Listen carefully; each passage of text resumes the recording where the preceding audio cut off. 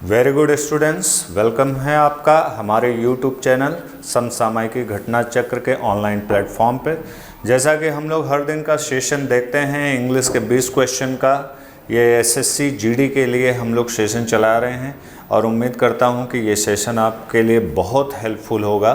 और इसी क्रम में आज का जो हम लोग सेशन स्टार्ट करेंगे उसमें सबसे पहला जो क्वेश्चन आपके सामने आएगा स्क्रीन पे वो ये है। लिखा है select the most appropriate option to fill in the blanks. लिखा है the heavy rain affected dash so much that we could not proceed further. देखिए, मैं बार बार आपसे कहता हूँ कि कभी भी अगर इस तरह से क्वेश्चन आता है ना, तो आप एक बात ध्यान दिया करिए, वो ये कि खाली स्थान यानी ब्लैंक को फिल करने के लिए पहले आप सेंटेंस खाली स्थान के पहले और बाद के चीज़ों को पढ़िए, तो वो आपको एक आइडिया देगा। वो आइडिया ये देगा कि आपको उस पर्टिकुलर जगह पे कौन सा शब्द सूटेबल वर्ड सेलेक्ट करना है, ठीक है ना। तो चलिए देख लेते हैं। द हैवी रेन अफेक्टेड कह रहा है कि भारी वर्षा ने प्रभावित किया। सो मच इतना ज़्यादा। अब किसे प्रभावित किया, दिमाग में आप क्वेश्चन आप बनाते रहिए ताकि आगे हम लोग को शब्द चुनने में मदद हो। भारी वर्षा ने प्रभावित किया इतना ज़्यादा कि we could not proceed further, कि हम लोग अपना आगे का कोई काम नहीं कर पाए, ठीक है ना, हम आगे बढ़ ही नहीं पाए। अब आप सोचिए, आप बारिश तेज होती है तो आप कब किस वजह से रुक जाते हैं? दूरी की वजह से, अदृश्यता की वजह से, मतलब सादृश्यता अगर आपकी प्रभावित हो जाती, सदृश्यता का मतलब आगे कुछ दिखता नहीं है उसकी वजह से, सीन की वजह से, नज़ारे की वजह से, आउटलुक की वजह से। तो आप पाएंगे कि जो हमारी विजिबिलिटी होती है, दृश्यता होती है, आगे का चीज़ कुछ भी दिखाई नहीं देता है घनघोर बारिश में। तो करेक्ट ऑप्शन आपका क्या होगा? Option number B. B is the right choice, ठीक है ना। क्या अफेक्ट प्रभावित होती है? अफेक्ट होता है हमारी विजिबिलिटी, सदृश्यता, ठीक है ना। आते हैं नेक्स्ट क्वेश्चन में। The following sentence has been divided into 4 parts, one of them contains. कह रहा है कि सेंटेंस के किसी एक पार्ट में ग्रामेटिकल एरर है, आपको जिस पार्ट में एरर है वही पार्ट आपका आंसर है। ज़रा सा देख लेते हैं। ही हैड, जब भी इस तरह का क्वेश्चन आया करे बड़े इत्मीनान से, बहुत ध्यान से, धीरे धीरे आराम से पढ़ते हुए चलिए, कोई जल्दीबाजी नहीं होती है, ठीक है ना। He had prepare well before the examination so he did well. अगर आप गौर करेंगे तो एक सामान्य सा नियम है, वो ये कि अगर हैड के साथ कोई वर्ब आती है तो वो वर्ब थर्ड फॉर्म में आनी चाहिए, ठीक है ना। तो यहाँ पे अगर आप देखेंगे तो प्रिपेयर लिखा है, जबकि होना क्या चाहिए था नियमानुसार? प्रिपेयर्ड। क्या होना चाहिए था? प्रिपेयर्ड। तो ये है आपका क्या? प्रिपेयर्ड। तो ये जो ऑप्शन है कहाँ है? प्रिपेयर वाला ऑप्शन लिखा है यहाँ पे ऑप्शन नंबर सी में। तो गलती इसी पार्ट में है, तो हम इसकी को क्या करेंगे? एरर वाला पार्ट मानेंगे। तो जिस पार्ट में एरर है वही पार्ट आपका क्या है? आंसर है, ठीक है ना। चलिए ओके, आगे बढ़ते हैं। आज का जो क्वेश्चन नंबर 3 है, लिखा हुआ है select the most appropriate synonym बताना है आपको, ठीक है ना, पर्यायवाची सेम मीनिंग वाले वर्ड। ठीक, यहाँ पे लिखा हुआ वियरी। एक वर्ड होता है वियर। वियर का मतलब होता है पहनना, आप जानते हो, ठीक है ना। एक वियर का मतलब होता है यूज में लेना, ठीक है ना। जाहिर सी बात है, आप कोई चीज़ है उसका इस्तेमाल कर रहे हो तो धीरे धीरे उसमें क्या आएगी? घिसावट आएगी, कमी आएगी, ठीक है ना। लेकिन वियर से बना है वियरी, तो जब आप किसी चीज़ का यूज़ ज़्यादा करोगे तो वो क्या हो जाएगी? वो धीरे धीरे धीरे धीरे व्यक्ति है, अगर उसका इस्तेमाल ज़्यादा करोगे, आप ही है, आप अपने आप का ज़्यादा इस्तेमाल करोगे तो आप क्या हो जाओगे? थक जाओगे। तो करेक्ट ऑप्शन क्या है? या टायर्ड। क्या होगा? टायर्ड। तो याद रखना, वियर से बनता है वियरी, ठीक है ना। तो if you work hard you become tired, you become weary। ठीक, आगे यहाँ पे आपको दे दिया गया है वन वर्ड सब्स्टिट्यूशन और आपसे कहा जाता है कि इस वाक्यांश के लिए एक शब्द क्या होगा, मूव फास्टर, तेज गति से मूव करना, ठीक है ना। तो इसके लिए वर्ड क्या हो सकता है, ठीक है ना। यहाँ पे लिखा है एक्सिलरेट। एक्सिलरेट का मतलब होता है खुशी से, उत्साह से भर जाना, किसी को बहुत आनंदित कर देना।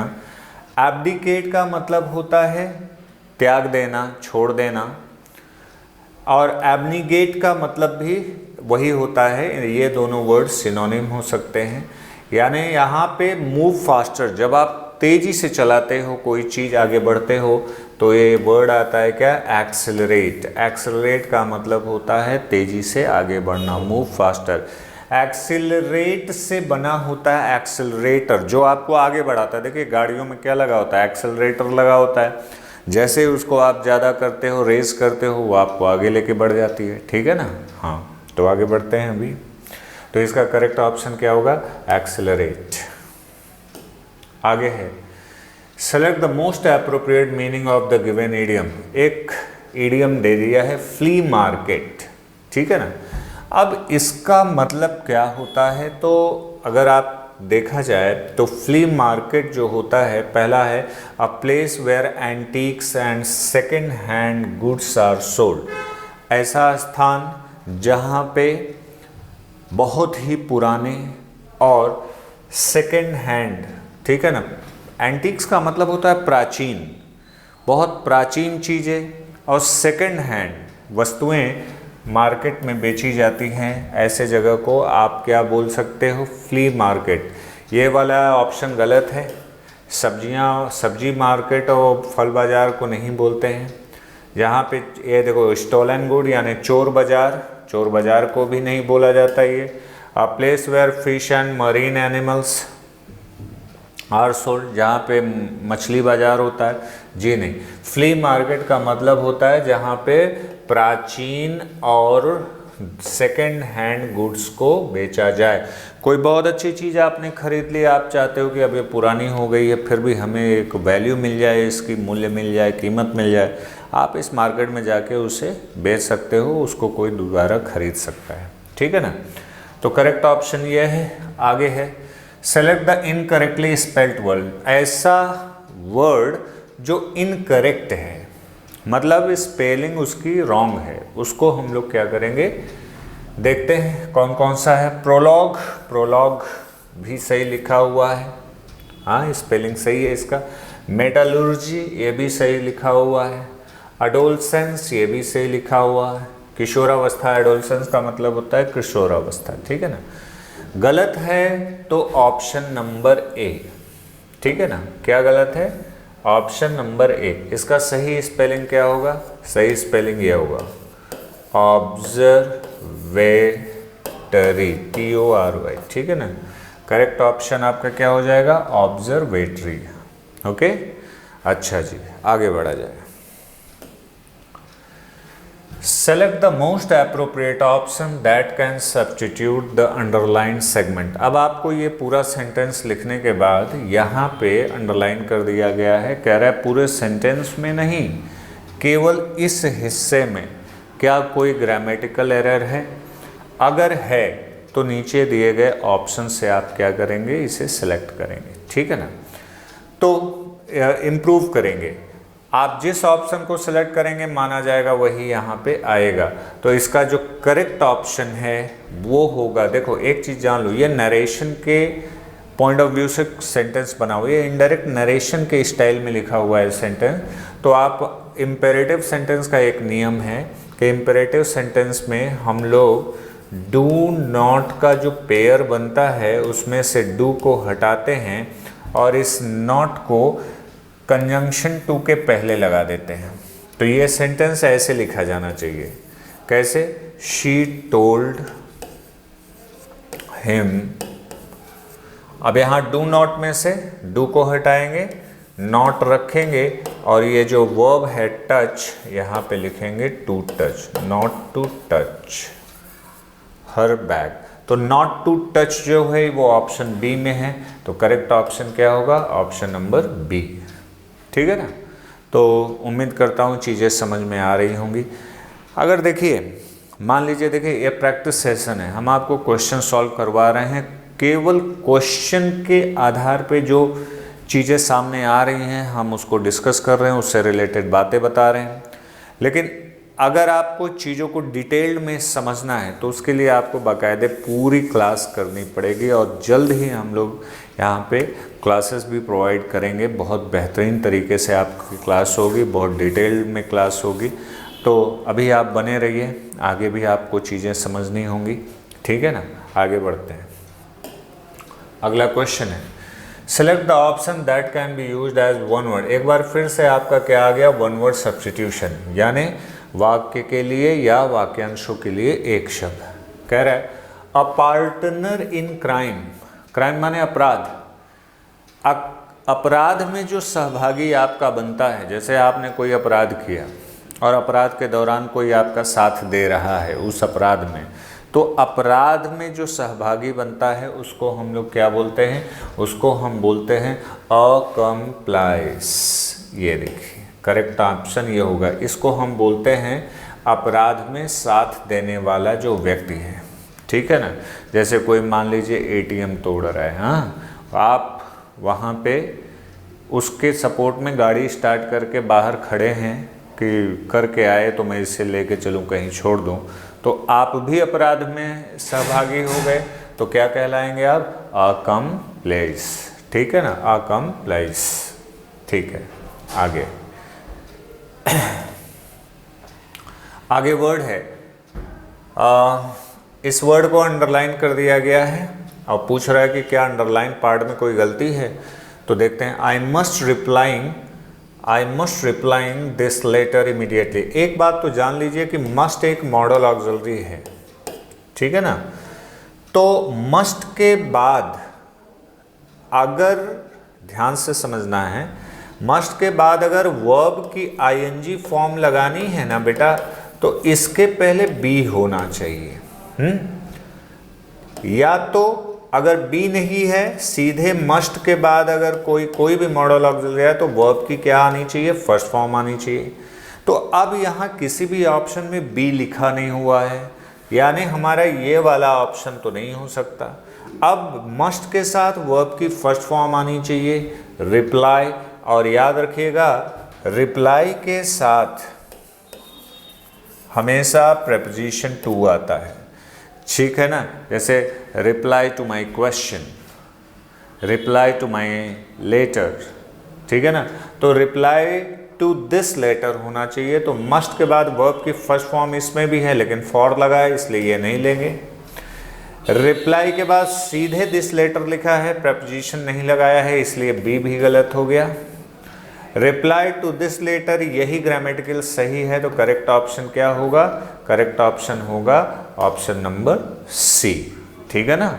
चलिए ओके, आगे। Select the most appropriate option, fill in the blank.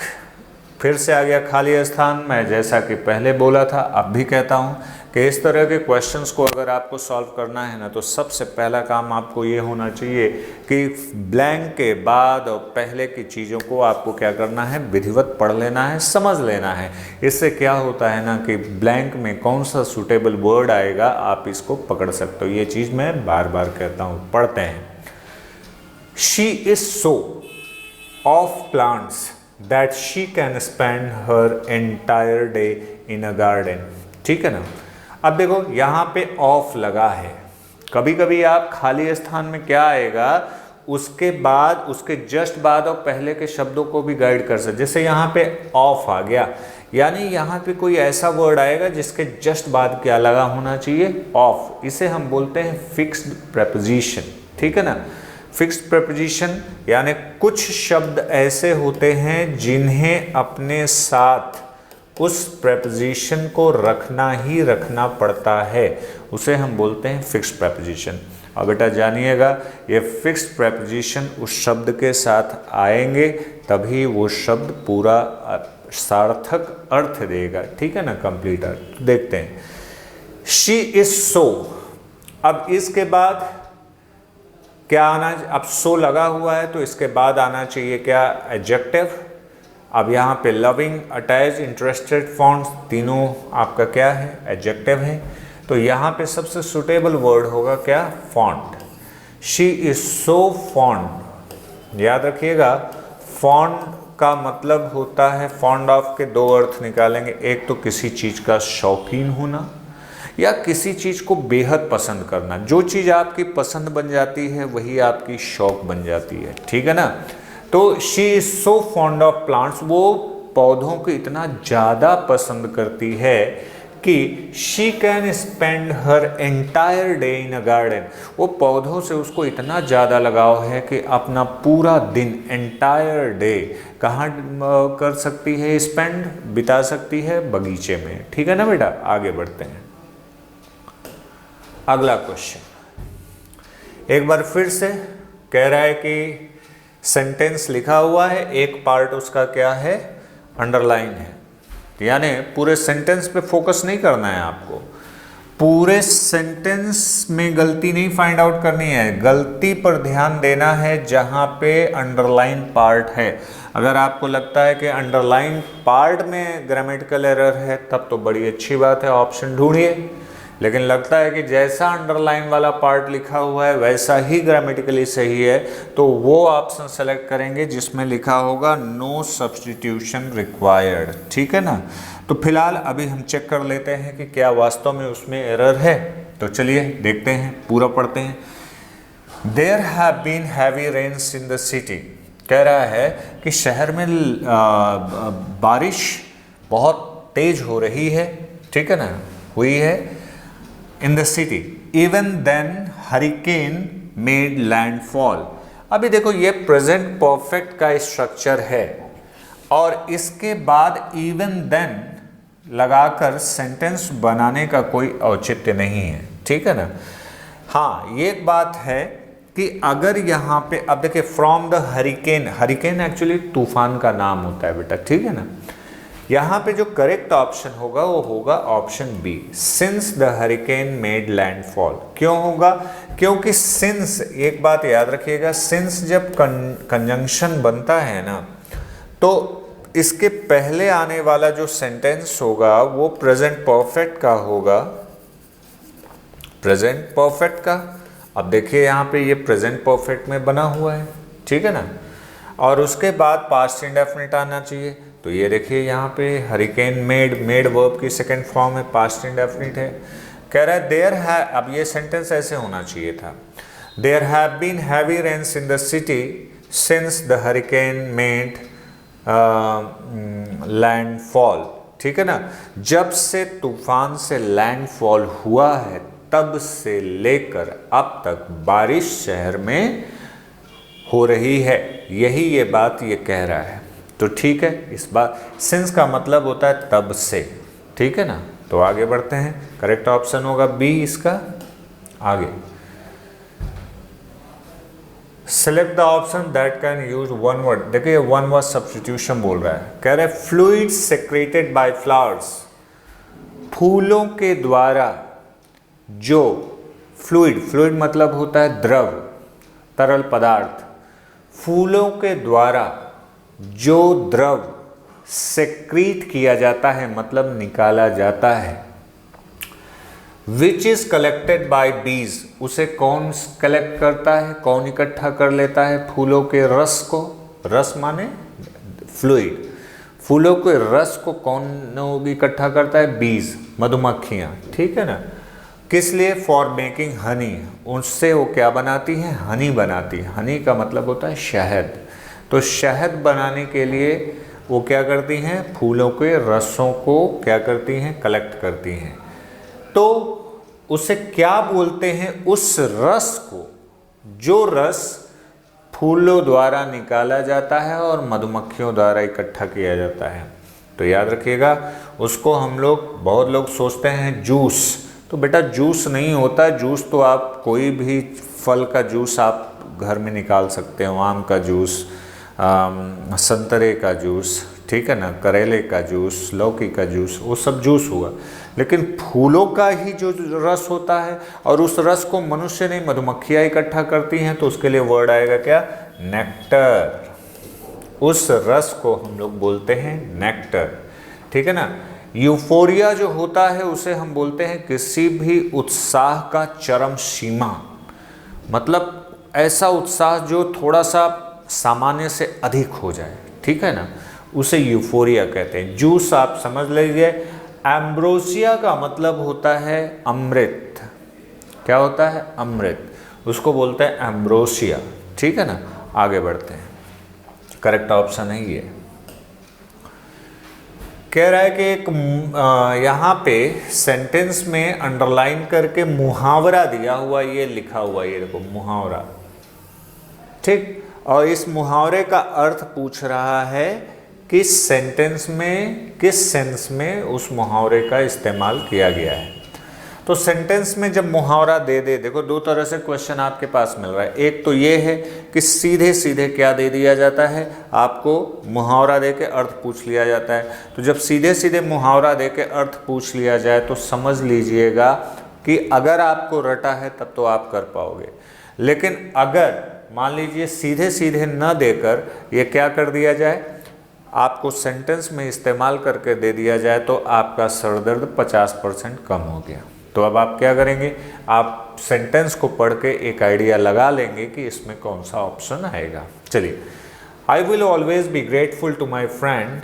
मैं अपने दोस्त के प्रति हमेशा ही ग्रेटफुल, ग्रेटफुल मतलब होता है एहसानमंद रहूँगा, कृतज्ञ रहूँगा, क्योंकि she has been with me, वो हमेशा मेरे साथ रही है, थ्रू थिक एंड थिन।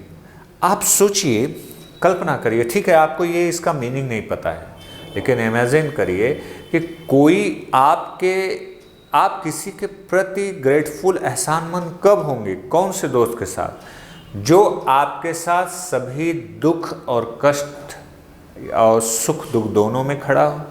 तो यहाँ जो आंसर देगा सुख और दुख दोनों में, वही हमारा क्या होगा? करेक्ट ऑप्शन होगा, ठीक है ना। जैसे ये देखिए, यहाँ पे ऑप्शन नंबर बी पे अगर फोकस करिए तो ये कह रहा है in both good time and bad time. कह रहा है गुड टाइम और बैड टाइम दोनों में साथ खड़ा रहने वाले दोस्त को हम बोलते हैं through thick and thin. Through thick and thin, ठीक है ना। तो ये याद रखना है आपको। इस पूरे का मतलब होता है थ्रू थिक एंड थिन का in both good times and bad times, यानी हिंदी में आप ऐसे जान सकते हैं सुख और दुख में, ठीक।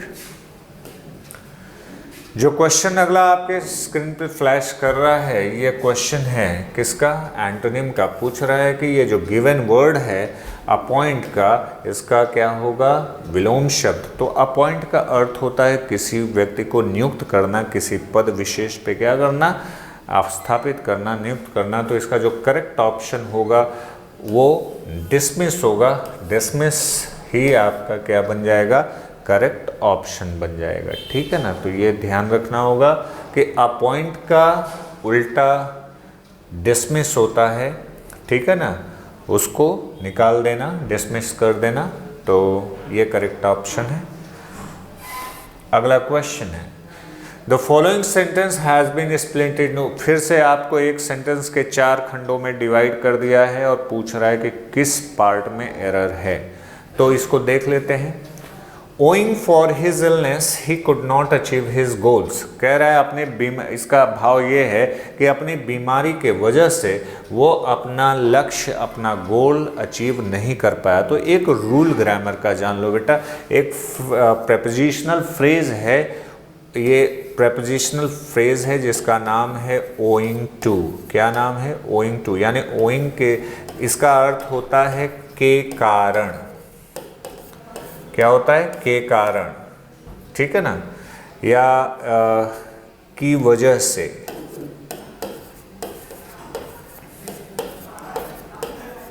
या के चलते, इस तरह से भी हम कहते हैं, ठीक है ना। जैसे बोला जाता है बीमारी के कारण, बीमारी के चलते, बीमारी की वजह से वो अपने लक्ष्य को नहीं ढूंढ पाया, तो यहाँ पे 2 होना चाहिए था। ये कहाँ लिखा है? ऑप्शन नंबर सी में। तो करेक्ट ऑप्शन क्या होगा? ऑप्शन नंबर सी। क्लियर है? आते हैं नेक्स्ट क्वेश्चन में। अगला जो क्वेश्चन है यहाँ पे, एक बार फिर से मैं देखिए आपको बार बार बताता हूँ कि इस तरह के क्वेश्चन को क्लोज टेस्ट कहते हैं। क्लोज टेस्ट में होता क्या है, आपको एक पैराग्राफ, जैसा कि आपको स्क्रीन पर फ्लैश हो रहा है, एक पैराग्राफ दिया हुआ है और यही पैराग्राफ आपको पढ़ना है और इसमें आपको छोटे छोटे कई ब्लैंक्स यानी खाली स्थान मिलेंगे। हर खाली स्थान की नंबरिंग कर दी जाएगी 1 2 3 4 5 से, और हर खाली स्थान में फिल करने के लिए आपको क्या दिया जाएगा? 4 शब्द दिया जाएगा और आपसे उम्मीद की जाएगी कि हर खाली स्थान को उचित शब्द यानी एप्रोप्रिएट वर्ड से फिल करते चलिए, ठीक है ना। तो सबसे पहला काम, अब जैसे यहाँ पे अगर आप क्वेश्चन पर फोकस्ड होंगे तो यहाँ लिखा हुआ है कि जो ब्लैंक नंबर 1 है इसको भरने के लिए ये आपको ये 4 वर्ड दे रहा है। तो जब भी इस तरह के क्वेश्चन आपको एग्जाम में दिया करें क्लोज टेस्ट वाले, तो इसमें सबसे पहला काम जो आपको करना है ये है कि रफली उस पैराग्राफ को पढ़ जाना है। अब आप कहेंगे सर जब खाली स्थान इतने सारे ब्लैंक्स बने हैं एंड वर्ड्स मिसिंग हैं तो हम कैसे उसको हम पूरी तरह से समझ सकते हैं? भाई आपको पूरी तरह नहीं समझना है, आपको एक रफ आइडिया निकालना है कि what is the passage all about, पूरा पैसेज क्या कहता है, किसके बारे में है। एक रफ आइडिया तो मिलेगा ही मिलेगा। तो चलो देख लेते हैं, ठीक है ना। कह रहे हैं जॉब और academic interview is a dash meeting at विच, कह रहा है कि एक नौकरी का और एक शैक्षिक इंटरव्यू एक ऐसा मीटिंग है जिसमें कि पीपल आर आस्क्ड क्वेश्चन, जिसमें कि लोगों से क्वेश्चन पूछा जाता है, या तो किसी एक व्यक्ति द्वारा या इंटरव्यूअर्स। किस लिए किया जाता है?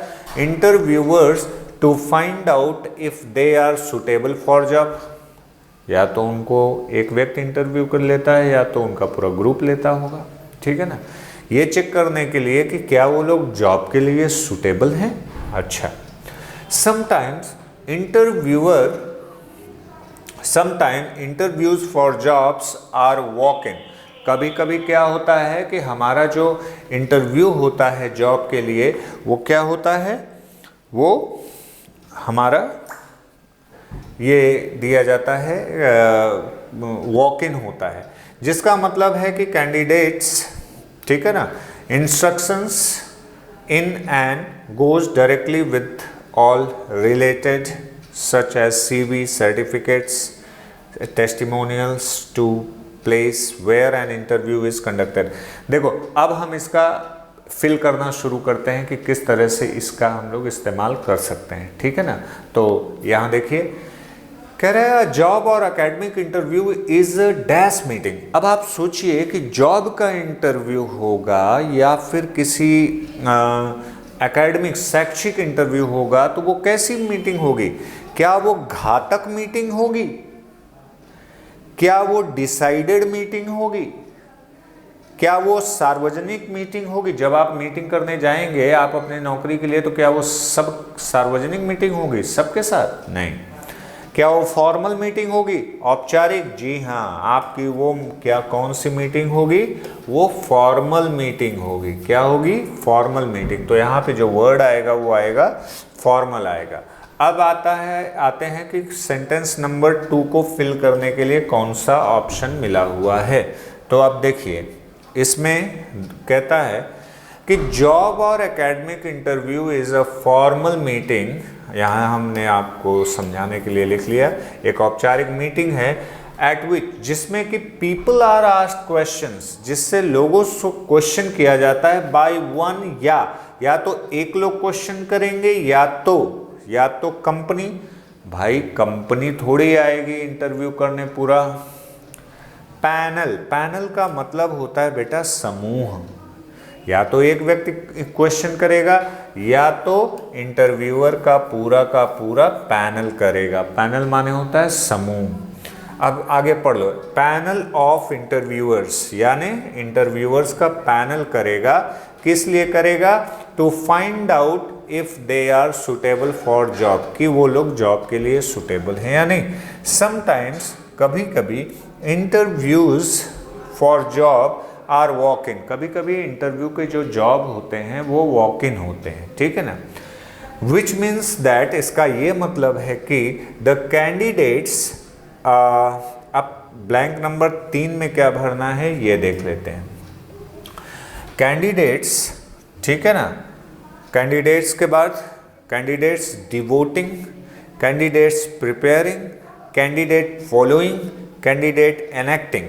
अब देखिए, candidate dash instruction in an, मतलब अभी देखिए कोई भी जब नौकरी निकलती है तो कोई भी कैंडिडेट होता है वो जाता है डायरेक्टली, सीधे जाता है, लेकिन क्या फॉलो करते हुए जाता है? इंस्ट्रक्शन। तो इंस्ट्रक्शन के लिए जो वर्ड आएगा वो क्या आएगा? फॉलोइंग। तो यहाँ पे जो आएगा वर्ड वो क्या है? फॉलोइंग आएगा, ठीक है ना। Candidate following instructions in an. अब अगला चौथे में क्या आएगा? अच्छा, वो कहाँ से इंस्ट्रक्शन फॉलो करेगा? इन एन, कहाँ से? उदाहरण से, एडवर्टीजमेंट जहाँ से वो चीज़ देखा रहता है, ऑब्जर्वेशन से, एस्टेब्लिशमेंट से। तो यहाँ पे इंस्ट्रक्शन वो कहाँ से फॉलो करेगा? एडवर्टीजमेंट से। कहाँ से फॉलो करेगा? एडवर्टीजमेंट से, ठीक है ना। तो करेक्ट ऑप्शन यहाँ पे एडवर्टीजमेंट होगा। और वो इंस्ट्रक्शन फॉलो करते करते वो सीधे अपने सभी जरूरी, अब आप जहाँ जाएंगे अपन क्या लेके जाएंगे? सभी जरूरी, आगे देखिए, सभी जरूरी चीज़ों के साथ जाएंगे, मटेरियल के साथ जाएंगे। ध्यान से समझिएगा, मटेरियल कच्चा माल को बोलते हैं, ठीक है ना। डॉक्यूमेंट के साथ जाएंगे। अगर आप इंटरव्यू देने जाते हैं तो आप मटेरियल लेके नहीं जाते हैं कि वहाँ आपको खाना कोई चीज़ बनाना है, आप डॉक्यूमेंट्स लेके जाते हैं। तो इसमें करेक्ट ऑप्शन क्या होगा? डॉक्यूमेंट्स। डॉक्यूमेंट्स सच एज, अब कह रहा है ऐसे डॉक्यूमेंट लेके जाते हैं जैसे सीवी। सीवी का मतलब होता है करिकुलम विटाई, जिसे हम लोग बोलते हैं, सामान्य बोलचाल की भाषा में लोग बोल देते हैं बायोडेटा, लेकिन बेटा याद रखना वो बायोडेटा नहीं होता है। वो शादी वादी में जो जाता है ना लिख के, वो बायोडेटा होता है। जो हम शैक्षिक वाला बनाते हैं, एकेडमिक वाला बनाते हैं, नौकरी या उस जॉब के लिए बनाते हैं, उसको सीवी बताते हैं या करिकुलम विटाई कहते हैं, ठीक है ना। सर्टिफिकेट्स लेके जाते हैं, टेस्टिमोनियल्स लेके जाते हैं। टेस्टिमोनियल्स मतलब प्रमाण देने वाली चीज़ें कि आप ही हैं, जैसे आपका Aadhaar card, pan card, driving licence, marksheets, degrees. हाँ, to a place where an interview is conducted, उस स्थान पर ये सारी चीज़ें लेके जाते हैं जहाँ पे ये इंटरव्यू क्या होता है? कंडक्ट कराया जाता है। तो ये रहा बेटा आज का सेशन 20 क्वेश्चन का, जो कि बहुत इम्पोर्टेंट, बहुत महत्वपूर्ण क्वेश्चंस थे। इनको सेलेक्ट किया जाता है आपकी परीक्षा के दृष्टिकोण से, ताकि आपकी तैयारी बहुत बेहतरीन, बहुत शानदार तरीके से हो सके, ठीक है ना। और आगे चल के हम लोग प्रैक्टिस के और भी महत्वपूर्ण क्वेश्चंस मैं आपके लिए लाता रहूँगा। तब तक के लिए जय हिंद, अपना ख्याल रखिए, खुश रहिए, स्वस्थ रहिए, मस्त रहिए। धन्यवाद।